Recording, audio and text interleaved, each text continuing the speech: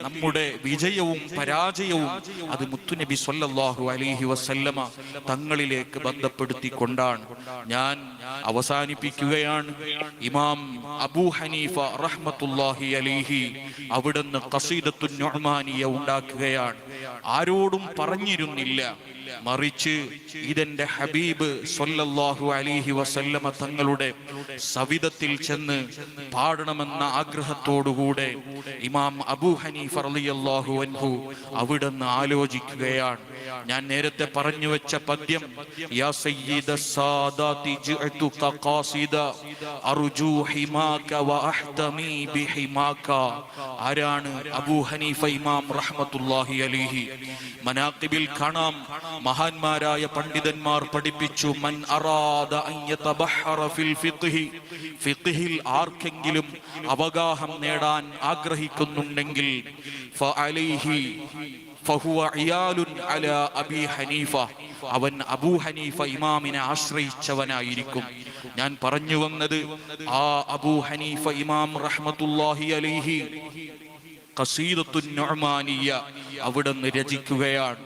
രചിച്ച് മദീനയിലെ പള്ളിയിലേക്ക് ഇതൊന്ന് പാടിക്കേൽപ്പിക്കാൻ വേണ്ടി പോകുന്ന സമയത്ത് മദീനയിലെത്തിയപ്പോൾ അവിടുന്ന് ആ പള്ളിയുടെ മുഅദ്ദിൻ ഉറക്കെ വിളിച്ചു പറയുന്നുണ്ട്, അബൂ ഹനീഫ ഇമാം റഹ്മത്തുള്ളാഹി അലൈഹി ഉണ്ടാക്കിയ ഖസീദത്തുൻ നുഅ്മാനിയ.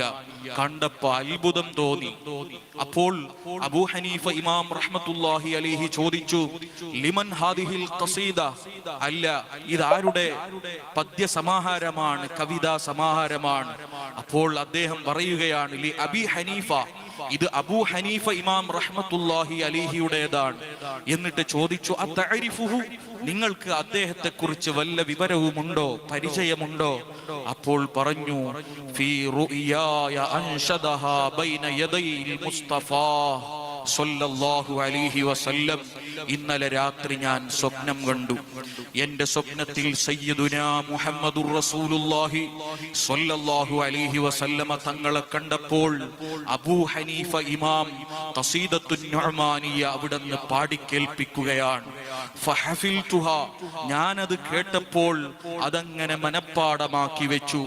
ഇത് കേട്ടപ്പോൾ ഇമാം അബൂ ഹനീഫ റഹ്മത്തുള്ളാഹി അലൈഹി പൊട്ടി പൊട്ടി കരയുകയാണ്. ഞാൻ ആർക്കും പറഞ്ഞിട്ടില്ലാത്ത, ആരോടും പറയാതെ ഇതെങ്ങനെയാണ് എന്റെ നേതാവ് സയ്യിദുനാ മുഹമ്മദുർ റസൂലുള്ളാഹി സ്വല്ലല്ലാഹു അലൈഹി വസല്ലമ തങ്ങൾക്കറിഞ്ഞത്? ഞാൻ പറഞ്ഞു വന്നതിന്റെ ചുരുക്കം, നമ്മുടെ ഈ പ്രവർത്തനങ്ങൾ, നമ്മുടെ നാട്ടിലെ യുവാക്കൾ ഇത് പ്രഖ്യാപിച്ചത് മുതൽ വളരെയേറെ അധ്വാനിച്ചുകൊണ്ട്